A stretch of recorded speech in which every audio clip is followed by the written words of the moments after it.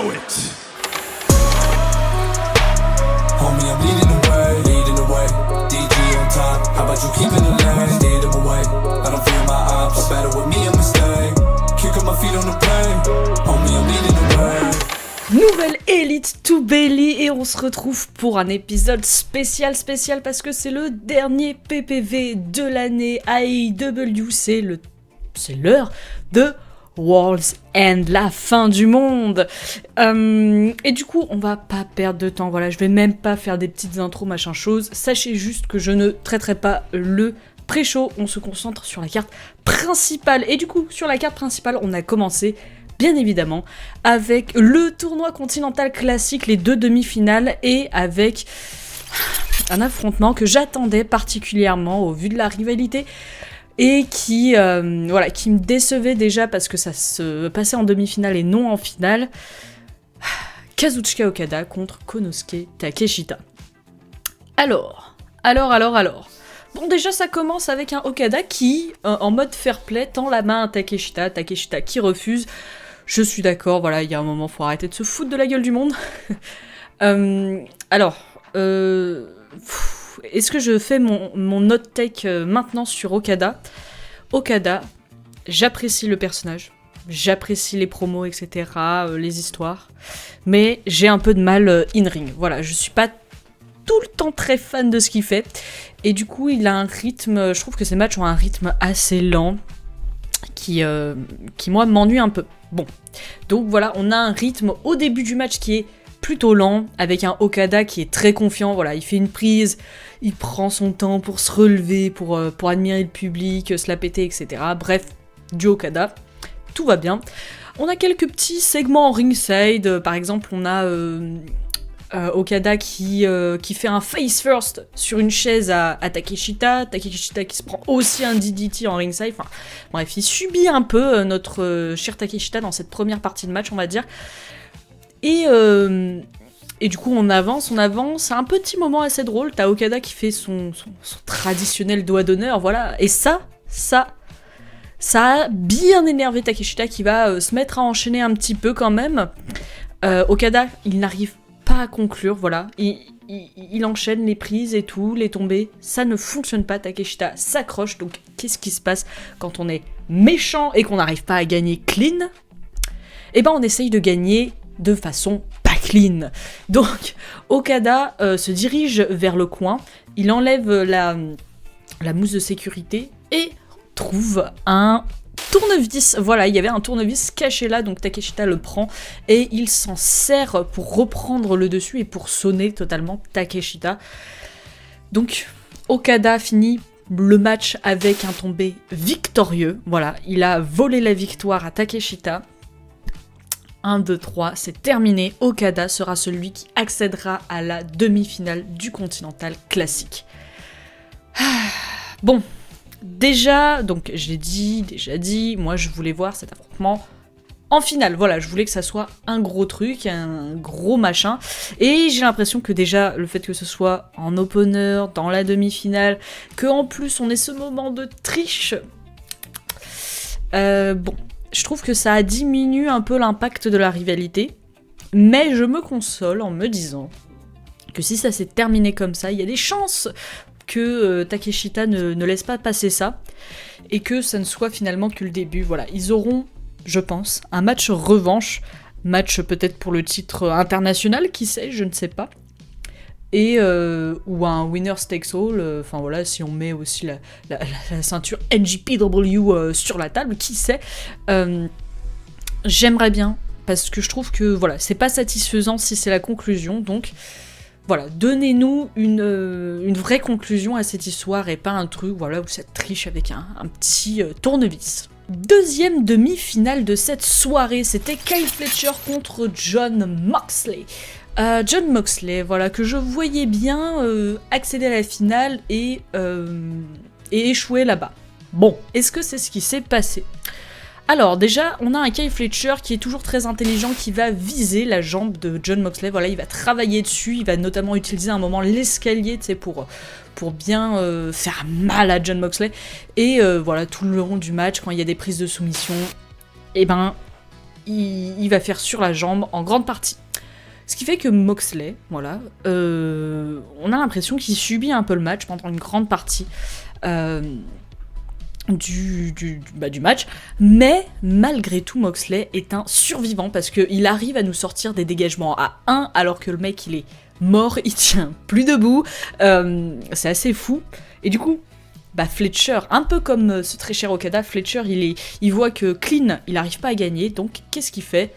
Il essaye de gagner de manière moins clean, encore une fois, et du coup il se dirige vers le coin et il cherche, qu'est-ce qu'il cherche ? Le tournevis, ouais, voilà, c'était lui qui l'avait mis là, il cherche le tournevis à tout prix, mais bon, comme Okada l'a déjà utilisé, évidemment, il ne le trouve pas, ce qui fait que, t'as un Moxley qui va enchaîner les prises, avec un Kyle qui va réussir à se dégager plusieurs fois, et puis quand John va partir en prise de soumission, à la fin, là, Kyle ne peut pas se dégager, il sombre pour de bon, et donc Moxley gagne le match, voilà, il a plus de jambes, mais il gagne le match, et il accède donc à la finale, et donc il affrontera Kazuchika Okada, un de ces deux catcheurs sera à la fin champion continental.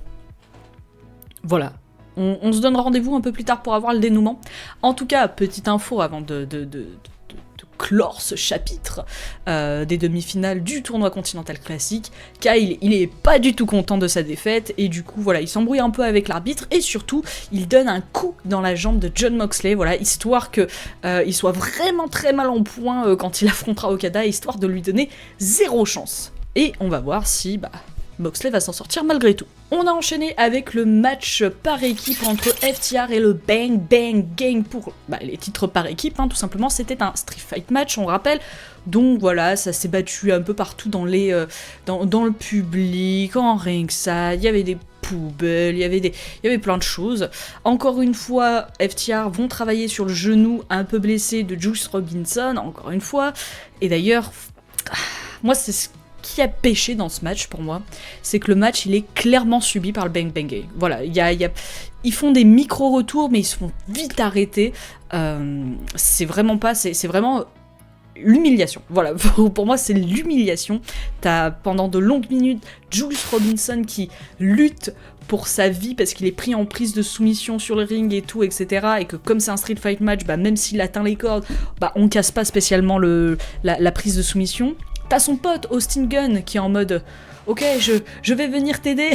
il se relève en ringside et je crois que c'est Cash Wheeler qui saute en ce side dive sur Austin Gunn, et lui traverse une table, donc finalement il l'a pas du tout aidé, et c'est Juice Robinson qui va réussir à s'en sortir parce qu'il utilise un extincteur sur Dax Harwood qui le tient, donc il le lâche. Ça donne un dernier petit retour du Bang Bang Gang. On a ce moment assez mignon où voilà, il balance Stokely Hathaway en ringside, voilà, sur une table qui ne casse pas malheureusement. Dommage, on a raté l'impact, mais c'est pas grave. Malgré tout, voilà, il faut pas rêver avec tout ce que je vous dis depuis le début, avec ce match subi du Bang Bang Gang. Évidemment, FTR finit par avoir le dessus et ils font le tomber sur Austin Gunn qui ne se dégagera pas. FTR conserve donc les titres par équipe et je suis un peu triste, voilà, je m'attendais pas à ce que le Bang Bang Gang gagne de manière générale, voilà, je ne me faisais pas de grands rêves comme ça, mais voilà, j'espérais quand même qu'il y ait un peu plus de répondants, voilà, je trouve que c'était trop unilatéral, on va dire, comme match. Mais bon, c'est comme ça, FTR conserve et le Bang Bang Gang, je pense, va être tenu éloigné des titres pendant un petit moment. On continue du côté des championnats pour les titres par équipe, mais cette fois du côté féminin, puisque les Babes of Wrath, c'est-à-dire Willow Nightingale et Harley Cameron, ont mis en jeu leur ceinture face à Mercedes Moné et Athena. Bon, moi c'est pas le match qui m'a le plus passionné, quand je vois la taille de mes notes par rapport à d'autres matchs, voilà, il y a 3 lignes, on va pas se mentir.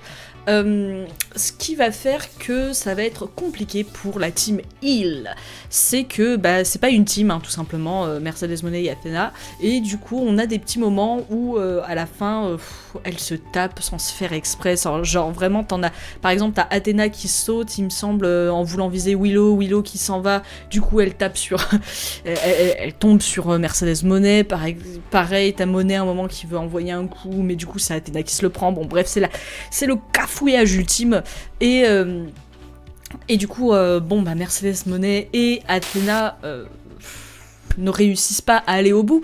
Hein, ça se termine avec un tombé rapide de Willow Nightingale sur Mercedes Monet. Voilà. Alors c'est pas du coup une victoire franche quand même, hein, c'est pas genre grosse prise de soumission, tombée 1, 2, 3, non, on gagne sur un roll-up. Ok, pourquoi pas? Est-ce que ça nous teaserait pas quelque chose? Je ne sais pas, on verra à la fin, enfin on verra au fil du show si on a des infos. En tout cas, bon, vous avez un petit moment où Mercedes et Athena se prennent vite fait la tête juste après le match, parce que bah oui, mais c'est à cause de toi, je sais pas, enfin bref, des heels qui ne sont pas en équipe, voilà, c'est forcément que ça se rejette la faute l'une sur l'autre. On passe au match entre Darby Allin et Gabe Kidd. Match, voilà, j'étais en mode, bon, dommage, c'est juste un single match, on va pas s'amuser, alors qu'il aurait pu y avoir une petite stipulation particulière. Je retire tout ce que j'ai dit, il y avait clairement pas besoin de stipulation pour que Darby Allin et Gabe Kidd se la donnent vénère. La cloche n'a même pas encore sonné que Darby, il attaque direct Gabe Kidd. Du coup, ça lance le match. On a un long moment où ça se détruit en ringside. T'as notamment un moment où Gabe Kidd, il envoie par-dessus bord Darby Allin sur la table du timekeeper. Bon, évidemment, ça utilise la barricade, ça utilise les escaliers extérieurs, pardon. Et sans grande surprise... ça finit par pisser le sang, voilà, ils finissent avec la gueule en sang, je me demande s'ils arrivent encore à voir avec tout le sang qu'ils ont sur la tête. C'est vraiment, les deux mecs se sont détruits, voilà, ils se sont détruits.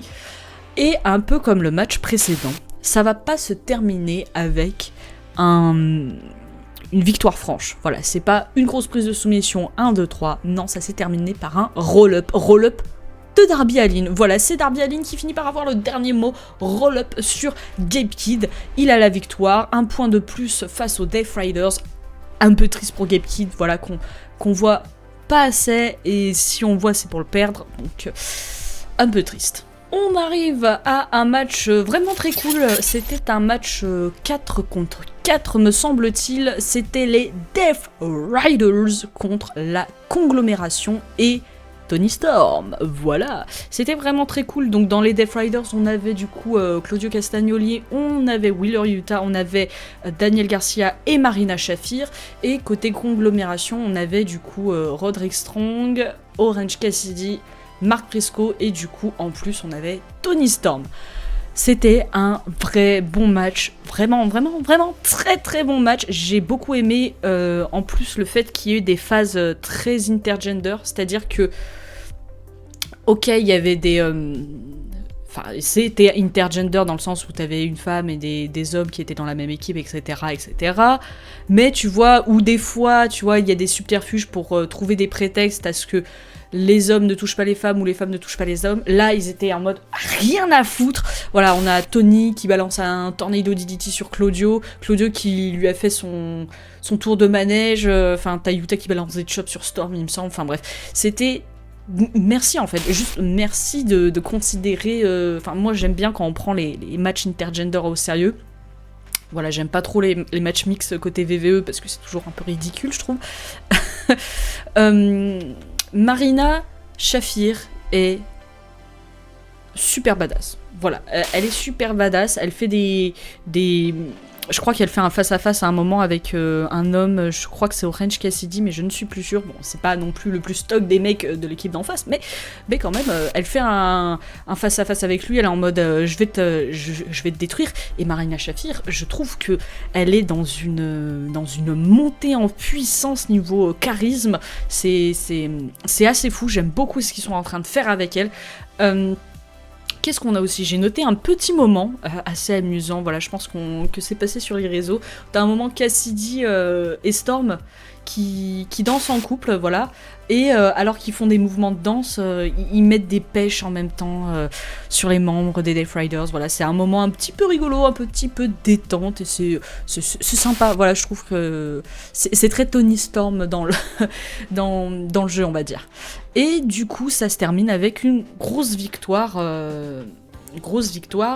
de la conglomeration. Voilà, c'est les gentils qui gagnent ce soir. Ça se termine notamment avec un Jay Driller de Mark Briscoe pour le tombé final. Voilà, on est content, les gentils sont contents, ils ont gagné, et du coup t'as Mina Shirakawa et les championnes par équipe Willow et Harley qui viennent, voilà, pour fêter la victoire tranquillement. On termine bien. Petit moment coulisses parce que Mercedes Moné est en train de péter les plombs en coulisses, justement, c'est logique, c'est ce que je viens de dire. On l'entend hurler dans le vestiaire, on voit que le vestiaire il est en bordel, la télé elle est éclatée, enfin bref, c'est le zbeul, et du coup... on demande à Mercedes de s'exprimer sur sa nouvelle défaite de ce soir, voilà. Ouais, mais Willow, elle tapine, machin chose, etc. Monet, elle dit que, bon, elle est la femme numéro 1, elle n'est pas nulle, d'accord. Et d'ailleurs, elle veut pas entendre parler de Willow. Willow, Nightingale, c'est simple, à Dynamite, elle va lui botter le cul. Et d'ailleurs, je pense, il me semble que ça a été officialisé à Dynamite. Le titre TBS sera en jeu. Willow Nightingale, Mercedes Moné. Attention, est-ce que Mercedes Moné va perdre une nouvelle ceinture ou est-ce qu'on va lui redonner un peu de momentum?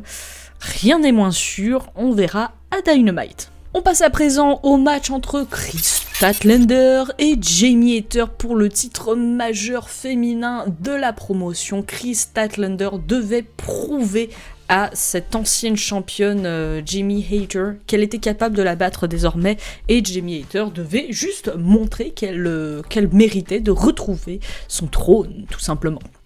Alors, c'était un match où les meufs étaient vraiment au coude à coude, hein. C'était vraiment...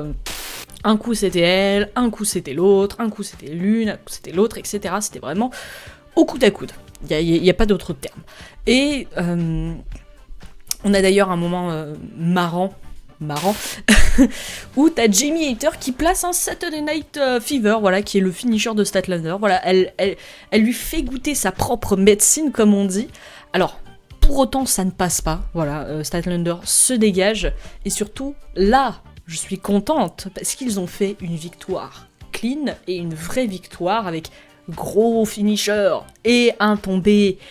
Et voilà, on ne peut pas discuter cette victoire puisque Statlander finit par placer son Saturday Night Fever sur Jamie Hayter.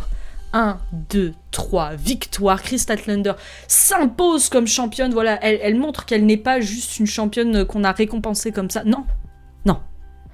C'est une vraie championne, elle a battu Jamie Hayter, une ancienne championne majeure du côté des IW. Voilà, on rigole plus avec elle. Et merci de prolonger encore son règne parce qu'elle le mérite et qu'elle est trop cool, comme Marina Shafir, elle est sur une montée ascendante. Voilà, oui, c'est un pléonasme, mais c'est pas grave, vous ne m'en voudrez pas. Passons à présent à la finale. La finale pour le tournoi continental classique, Jon Moxley, Kazuchika Okada. Alors, je vais d'abord me répéter sur Kazuchika Okada. Encore une fois, on a un début très lent avec un Okada très confiant, qui continue de travailler sur cette jambe, voilà, qui continue le travail commencé par Kyle Fletcher. Mais, on a encore une fois un Moxley qui passe en mode survivant. Genre, vraiment... survivant. Et c'est assez incroyable ce qui va se passer pour Jon Moxley, et ce qui apparaissait déjà dans la demi-finale, mais je l'ai pas mentionné, c'est que Jon Moxley va avoir la foule derrière lui. Voilà. Celui qui a envoyé 6 pieds sous terre notre très cher Bryan Danielson, qui a fait un règne de terreur à AEW, voilà, qui a tué tout le monde, qui a enfermé cette ceinture dans une mallette pendant tellement de longs mois. Ce mec-là est en train de se faire aduler par la foule par sa simple en fait volonté de tout donner dans le ring. Et ça, c'est assez fou parce que ça se fait naturellement, t'as un public qui a envie de le voir gagner, parce que le mec n'abandonne pas. Never give up. Et c'est assez magnifique comme moment. Et du coup, est-ce que cet appui de la foule va l'aider ? Eh ben, On a à un moment quand même Okada qui tente de tricher en ramenant la ceinture continentale sur le ring. Bon, t'as l'arbitre qui l'arrête tout de suite, et du coup ça se retourne contre Okada, puisque Moxley lui envoie un low blow, et même quand il fait ça, même quand il fait quelque chose de... un coup bas, hein, clairement, bah on n'a pas envie de détester Jon Moxley, on a envie que... Bah oui, bah en même temps, mérité, Okada, il a triché pour être en finale, il a revoulu tricher, il y a un moment, c'est le karma, on va dire. Moxley qui va porter un Rainmaker sur Okada à un moment, mais Okada qui se dégage à 1, donc là tu te dis, oula, là c'est tendu. Mais vous en faites pas, puisque Moxley va stomp Okada, il va enchaîner avec son Death Riders, 1, 2, 3, victoire de Jon Moxley, qui devient le tout nouveau champion continental. Et là la foule elle est ravie. Voilà, tout le monde est content. Tout le monde est content de voir Moxley gagner. Même moi en vrai, hein, j'étais en mode, ok, c'était pas la finale que je voyais, mais en vrai, bah c'est trop bien. Genre, c'est trop bien parce que on le voyait pas venir, parce qu'il y a eu comme je vous ai dit, quelque chose qui s'est créé dans notre rapport au personnage Jon Moxley qui... Bah, juste pour ça, t'es en mode, bah ouais frérot, j'avais envie de te voir gagner dans ce tournoi là, au moment où on en était, bah ouais frérot, j'avais envie de te voir gagner, tu donnais tout, personne n'avait misé sur toi, voilà, tout le monde avait misé sur, je sais pas, un Takeshita, tu vois, personne n'avait misé sur Jon Moxley, surtout quand après il s'est pris, par exemple, il s'est fait battre par son propre bras droit, Claudio Castagnoli, quand tu l'as vu galérer dans le tournoi, t'es en mode, bah frérot, personne n'y croyait, et il l'a fait. Donc, bravo Jon Moxley, qui est notre nouveau champion continental. Et du coup, très logiquement, t'as les Death Riders qui viennent, qui célèbrent avec lui la victoire, et du coup, t'as Moxley qui prend la parole pour faire un petit discours de gagnant, grosso modo. Voilà, il doit ce titre à toutes les personnes qui se sont défoncées dans le tournoi comme lui. Il va continuer de tout donner, parce que bah, c'est ce qu'on doit faire à AEW, et évidemment il dit qu'il n'y a aucune autre promotion comme celle-ci. Voilà, merci, drop the mic, il quitte, et bah, je suis très curieuse de voir ce qui va se passer dans les semaines à venir. Est-ce que cet effet de « on est avec toi » ne va s'appliquer qu'à Jon Moxley? Est-ce qu'il va y avoir du coup un différents rapports avec Jon Moxley et le reste des Death Riders? Comment ça va s'exprimer? Je ne sais pas, et je suis très curieuse, donc on verra dans les weekly qui vont suivre. Et on arrive au main event, Swerve Strickland contre MJF, contre Adam Page, contre Samoa Joe pour le titre majeur de AEW. Bon.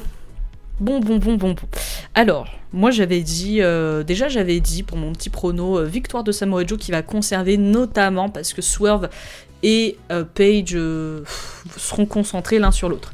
Bon, je me suis un peu trompée. Enfin, de toute façon, tous mes pronos sont faux pour ce PLE, enfin, pour ce PPV, pardon. Il faut que j'arrête d'essayer de pronostiquer, je suis vraiment pas très bonne pour ça. Swerve et Adam, bon, on a un gros face-à-face à un moment dans le ring qui est assez intéressant entre les deux, mais ils finissent par se taper dessus parce que, bah, de toute façon, ça reste le match, quoi. C'est chacun pour sa pomme. Il y a un moment, on va pas faire ami-ami toute la vie. Donc, logique, il n'y a pas eu de storytelling plus intéressant entre les deux, plus marqué entre les deux. Voilà, c'est juste pour ça. Bon, du coup, j'ai eu un peu peur. Parce qu'à un moment, t'as The Hobbs qui interviennent. Voilà, j'avais peur que ça se termine avec une intervention de The Hobbs, et c'est ça qui permet à Samoa Joe de gagner. Bon, The Hobbs interviennent, ils s'en prennent à tout le monde, et ils livrent du coup Adam Page sur le ring. Samoa Joe tente le tomber, mais Page se dégage. Donc tout le monde est choc-barre.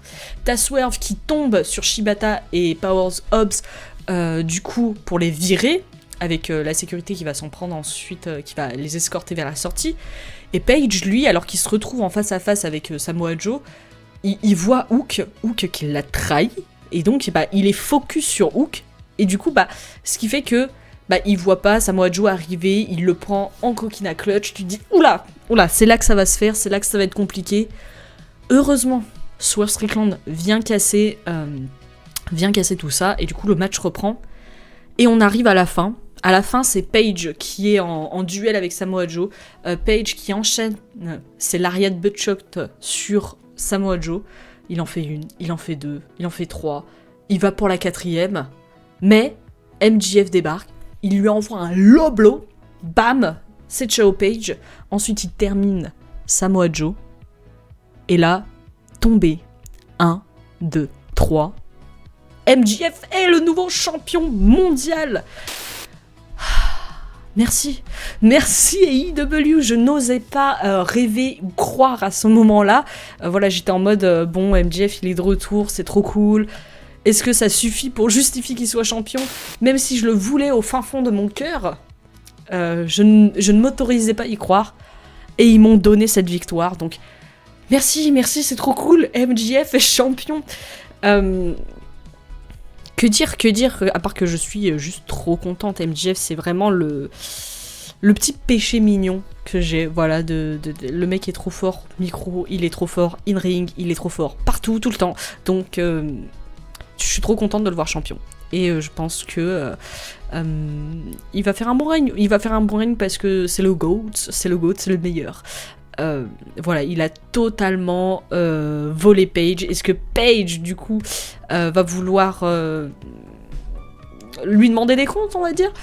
Pourquoi pas. En tout cas, le show se termine, voilà, sur la grande célébration de MJF, le tout nouveau champion mondial.